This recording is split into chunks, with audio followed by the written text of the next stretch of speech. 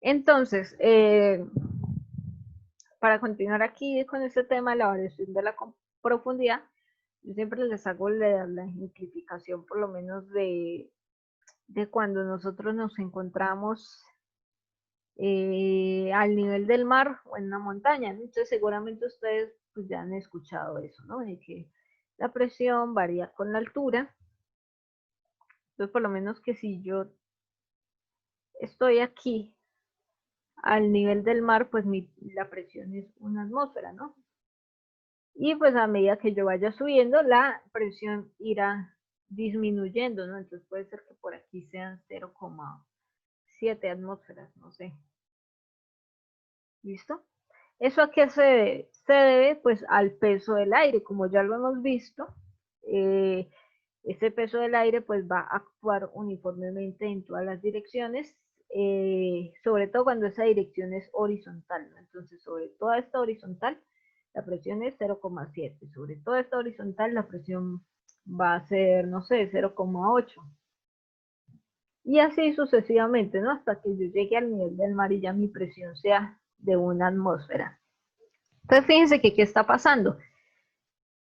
La presión está aumentando con la profundidad, ¿no? ¿Eso a qué se debe? Pues simplemente por el hecho de que aquí abajo tengo una mayor cantidad de masa de aire que la que tengo aquí, ¿no?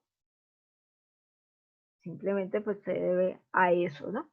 Entonces aquí la definición me dice, bueno, la presión de un fluido en reposo no cambia en la dirección horizontal, ¿no? Lo que hablábamos, esta va a ser constante sobre toda la horizontal. Sin embargo, la presión debe aumentar con la profundidad. Entonces yo puedo determinar esa variación de la presión si relaciono el peso específico con la diferencia de alturas, ¿no? Esa delta de Z también algunas veces lo van a ver como delta de H, ¿listo? Delta de Z o delta de H, ¿listo? Como le quieran poner. Entonces esa simplemente va a estar aquí. Esa Z o H, como la quieran llamar. Yo la llamo normalmente H, ¿listo? Entonces esta H simplemente es la diferencia de alturas, ¿sí? Entonces si yo quiero saber cómo varió la presión de 0,7 a 0,8, simplemente tendría que yo tomar el peso del peso específico, en este caso del aire, y multiplicarlo por la altura, ¿no? Esto también se puede aplicar a fluidos como los líquidos, ¿no? Incluso si ustedes han visto eh, por lo menos si ustedes nadan, entonces ustedes están aquí en el mar, ustedes aquí nadando. Puede ser que aquí debajo de la superficie libre del líquido, usted experimente alguna presión del agua, ¿no? Esta agua que tiene encima pues está ejerciendo presión sobre usted, ¿no? Pero esa presión no es la misma que si usted bajara una distancia considerable, ¿no? Aquí ya la presión es mucho más grande, ¿no? Entonces aquí es cuando les empieza a doler la cabeza, que los oídos les tumban, todo eso, ¿no? Entonces, fíjense que en los líquidos también se presenta esa variación de presión, ¿listo? Y pues se representa, se estudia de la misma manera, verificando el peso específico del fluido, pues esto puede ser agua, el agua del mar tiene distinto peso específico que el agua dulce, y el cambio de alturas, ¿no? O como lo dice aquí, distancia o carga de presión, es lo mismo.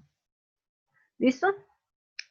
Entonces, bueno, aquí simplemente hay una consideración que me dice que la variación de la presión con la altura es despreciable para los gases debido a su baja densidad, ¿no? Entonces quizás ustedes digan, bueno, pero cuando explico este ejercicio aquí de las montañas, el fluido era gas, porque es aire, ¿no? Pues sí, es aire, pero ¿qué pasa? Aquí ya tenemos distancias considerablemente grandes, ¿sí? Por lo menos Si yo estoy a 0,7 atmósferas, quiere decir que estoy, no sé, a 2.000, 3.000 metros sobre el mar, ¿no? Entonces ahí ya hay distancias considerables. ¿Listo? Entonces a esas, los gases, para que tengan una variación de la presión considerable, pues debe haber siempre bastante, una altura bastante grande. ¿Listo? Para que yo empiece a notar esos cambios. Si tengo, por ejemplo, un manómetro, pues algún elemento que me quede más fácil medirlo, un elemento pequeño, pues esa variación del gas sí puedo hacer como dicen aquí y tomarla como despreciable, ¿no? Entonces por eso es que está esa anotación ahí. Listo, entonces vamos a ver qué es lo que nos dice aquí. En consecuencia de que la presión de un fluido permanezca constante en la dirección horizontal, consiste en que la presión aplicada a un fluido confinado aumenta la presión en toda su extensión de esta en la misma cantidad. Esto se le conoce como la ley de Pascal. Okay. Entonces aquí con la ley de Pascal, ¿qué sucede? Fíjense que me ponen aquí un sistema. Este sistema ustedes seguramente lo vayan a ver bastante porque es el sistema de los gatos hidráulicos, ¿no? También es el mismo. ¿Qué pasa aquí con este sistema? Fíjense que yo tengo aquí un tubo con un diámetro pequeño que está conectado a un tubo con un diámetro más grande, ¿listo? Sobre el diámetro pequeño aplico una fuerza 1 y pues este líquido que está aquí está ejerciendo una fuerza 2 sobre esta área, ¿no? Fíjense que todo es diferente, F1 es diferente a F2 y el área 2 obviamente es mucho más grande que el área 1. Pero ¿qué pasa si yo evalúo aquí la presión sobre esa línea horizontal a esta altura? Yo debería tener la misma presión en ambos puntos, ¿no? De hecho, eso es lo que me dice aquí, que la presión de 1 va a ser igual a la presión de 2. Entonces, ¿cómo sé yo eso? Pues si ustedes hacen un diagrama de cuerpo libre, ¿verdad? Que ustedes ya lo saben hacer, ustedes van a estudiar, pues, la sumatoria de fuerzas en Y. Entonces, fíjense que aquí ustedes tienen una fuerza en 1, ¿sí? Que está aplicada sobre un área 1. Eso viene siendo nuestra presión 1. Y por el otro lado tienen una fuerza 2 que está aplicada sobre un área 2. Entonces, miren que sobre esa línea horizontal yo voy a poder tener la misma presión, a pesar de que estas sean diferentes, porque pues si esta área es menor, el área 1 es menor que el área 2, pues ¿qué va a pasar? F1 va a tener que ser mayor que F2, ¿sí? Para que esto se equilibre y yo pueda darle, se pueda cumplir esta ecuación, ¿listo? También pues yo puedo hablar desde el punto de vista de las fuerzas. Entonces fíjense aquí que me dice que la fuerza 2 es igual a área 2 sobre área 1, o sea, puedo relacionar esas fuerzas y multiplicarlas por la fuerza 1, ¿no? Para hallar esas fuerzas. Aquí simplemente pues es que les decía, tener conocimiento de estos diagramas de cuerpo libre, ¿no? Algunas veces también ustedes van a ver ejercicios como este, pero que por lo menos hay una masa o un cuerpo aquí o del otro lado, porque como esto es el sistema de los gatos hidráulicos, pues suponiendo que ustedes tengan ese cuerpo ahí, algunas veces les van a pedir, no sé, calcular la fuerza necesaria aquí para levantar este peso. Entonces simplemente es hacer un diagrama de cuerpo libre, ¿no? Saber de ahí cómo trabaja eso. ¿Listo? Entonces, pues prácticamente eso creo que sería todo lo de presiones. Bueno, aquí hablamos de los manómetros. Ya para borrar.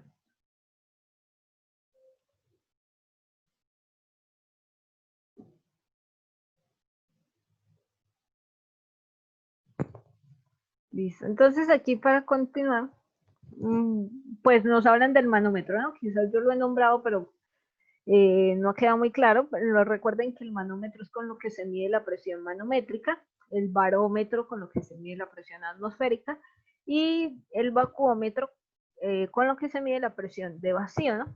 Entonces, estos manómetros de presiones manométricas utilizan una columna de fluido normalmente para medir las diferencias en la presión, ¿listo? Entonces, seguramente veamos ejercicios de este tipo con manómetros. Simplemente es un tubo y pues algunos ejercicios presentan ese tubo como con distintos fluidos, incluso puede haber aire, y se pide determinar la presión en distintos puntos de ese fluido, ¿no? Ahora, este tema pues lo vemos nosotros para estudiar la estática de los fluidos, ¿no? Recordemos que esto es cuando los fluidos se encuentran en reposo, ¿listo? De hecho, eso es lo que me dice aquí, trata problemas relacionados con fluidos en reposo. ¿Qué pasa ahí? Bueno, no hay un movimiento entre las capas del fluido, ¿sí? Por lo tanto, aquí no vamos a tener esos esfuerzos tangenciales que por lo menos vemos con la viscosidad, ¿no? El único esfuerzo que tenemos aquí es el esfuerzo que se aplica en la dirección normal, ¿no? Como ya lo habíamos visto, que eso era la presión. ¿Y cómo va a variar esa presión? Dependiendo de la altura. Entonces, fíjense que aquí por lo menos esta diagrama que aparece aquí abajito está para qué? Pues esto podría ser una breve introducción al tema que sigue, que es compuertas, ¿no? Bueno, esta reunión ya se nos va a acabar. Vamos a dejar hasta aquí, para que no se nos corte.